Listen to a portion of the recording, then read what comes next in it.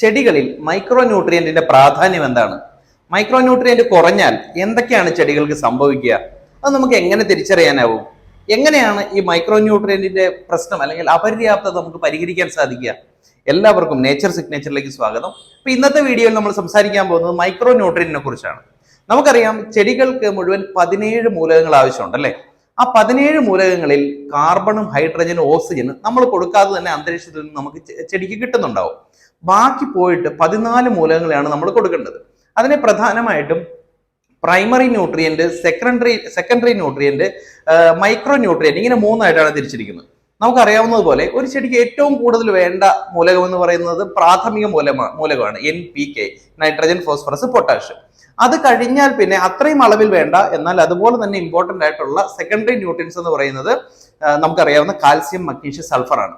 അപ്പൊ അതിനുശേഷം വളരെ കുറഞ്ഞ അളവിൽ എന്നാൽ വളരെ ഇമ്പോർട്ടന്റ് ആയിട്ടുള്ള മൂലകങ്ങളെയാണ് സൂക്ഷ്മ മൂലകങ്ങൾ എന്ന് പറയുന്നത്. നമുക്കറിയാം zinc, iron, boron, molybdenum, chlorine, ഇതെല്ലാം ഈ പറയുന്ന മൈക്രോ ന്യൂട്രിയന്റിൽ പെടുന്ന ന്യൂട്രിയൻസ് ആണ്. അപ്പൊ ഈ മൈക്രോ ന്യൂട്രിയന്റ് എന്താണ് ചെയ്യുന്നതെന്ന് ചോദിച്ചു കഴിഞ്ഞാൽ, ഇപ്പോ ഓരോ പ്രധാന മൂലകങ്ങളുടെയും പ്രവർത്തനങ്ങളെ ഏകോപിപ്പിക്കുന്നത് ഈ മൈക്രോ ന്യൂട്രിയന്റ് ആണ്. ഒരു ഉദാഹരണം പറഞ്ഞാൽ, ഒരു ചെടിയുടെ ക്ലോറോഫിൽ ഉണ്ടാകണമെങ്കിൽ, നമുക്കറിയാം ക്ലോറോഫിൽ എന്ന് പറയുന്നത് പച്ച നിറം തരുന്ന വസ്തുവാണല്ലോ.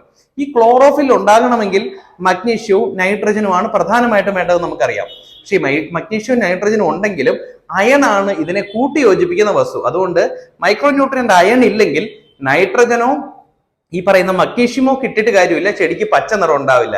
അപ്പൊ ഇതേപോലെ പ്രാഥമിക മൂലകങ്ങൾ അല്ലെങ്കിൽ നൈട്രജനും ഫോസ്ഫറസും പൊട്ടാഷ്യം ഒക്കെ ഒരു ചെടിക്ക് ഫലപ്രദമായിട്ട് പ്രയോജനപ്പെടുത്തണമെങ്കിൽ അവിടെ മൈക്രോ ന്യൂട്രിയന്റ് വേണം.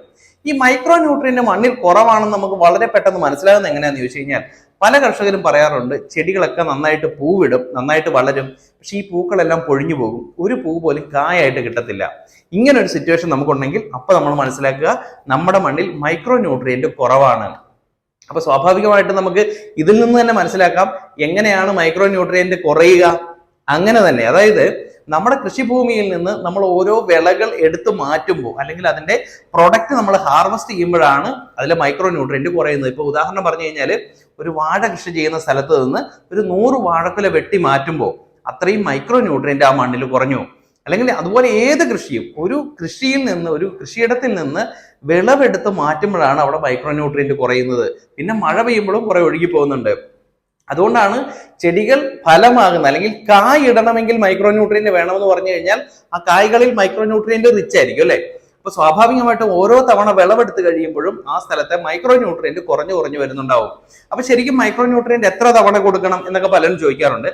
ഏറ്റവും പെർഫെക്റ്റ് വഴി എന്ന് പറയുന്നത് ഓരോ വിളവെടുപ്പിന് ശേഷവും മൈക്രോ ന്യൂട്രിയന്റ് നമ്മൾ കൊടുത്താൽ അതനുസരിച്ച് വിളവ് വീണ്ടും വീണ്ടും വീണ്ടും വർദ്ധിച്ചു വരുന്നത് നമുക്ക് കാണാനായിട്ട് സാധിക്കും.